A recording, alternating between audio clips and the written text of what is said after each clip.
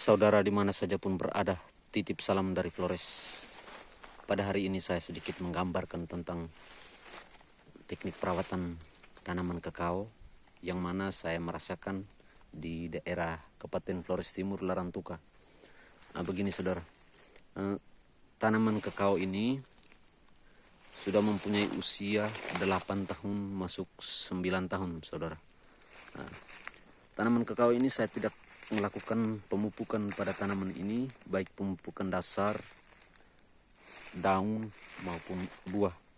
Ini masih sistem alamiah saudara. Jadi begini saudara, saya sedikit menggambarkan tentang perawatan kakao dalam 1 tahun.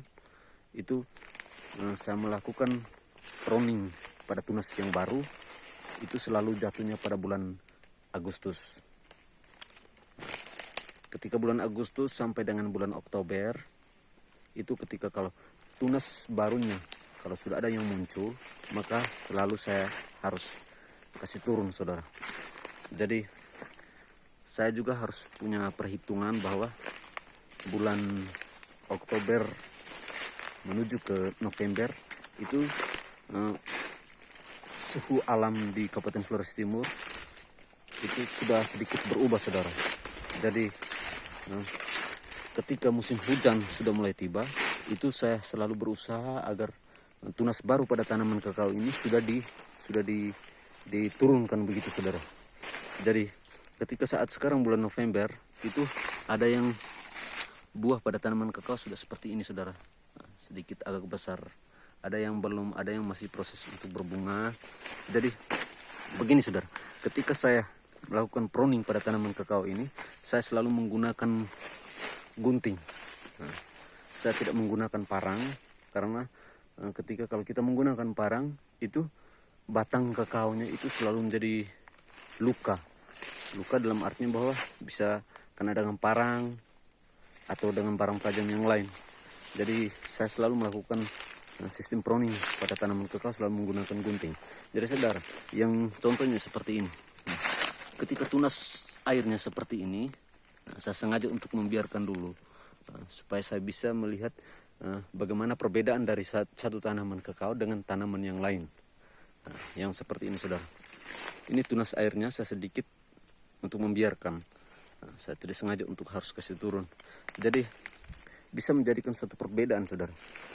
Ketika kita menggunakan gunting untuk melakukan pruning pada tanaman kakao, itu bentuknya seperti ini saudara. Seperti ini. Ini kalau gunting yang digunakan, sehingga tidak dapat merusak pada batang kakao. Tapi kalau kita menggunakan parang, itu bisa akhirnya seperti ini saudara. Kelihatannya seperti ini. Sedangkan pada tanaman kakao itu bunganya selalu muncul pada buku atau ruas pada batang tanaman kakao tersebut. Jadi begini saudara, yang saya rasakan tahun ini itu ketika pada awal musim hujan, suhunya yang kelihatan sudah berubah, itu kakao berbunganya padat sekali saudara. Contohnya seperti ini. Contohnya seperti ini. Jadi ketika kalau bunganya sudah muncul, itu kita harus berusaha bahwa tunas airnya yang muncul pada batang itu kita tidak boleh untuk melakukan pruning, karena bisa dapat merusak buah atau bunga yang muncul pada batang tanaman kakao tersebut saudara. Karena tunas air yang ketika kalau kita gunting atau kita melakukan pruning, itu bisa dapat mengeluarkan punya fenana atau seperti cairan begitu yang dapat menimbulkan pada buah kakao itu bisa munculnya kekeringan. Jadi saya sedikit menggambarkan tentang teknik perawatan kakao yang saya rasakan secara alamiah.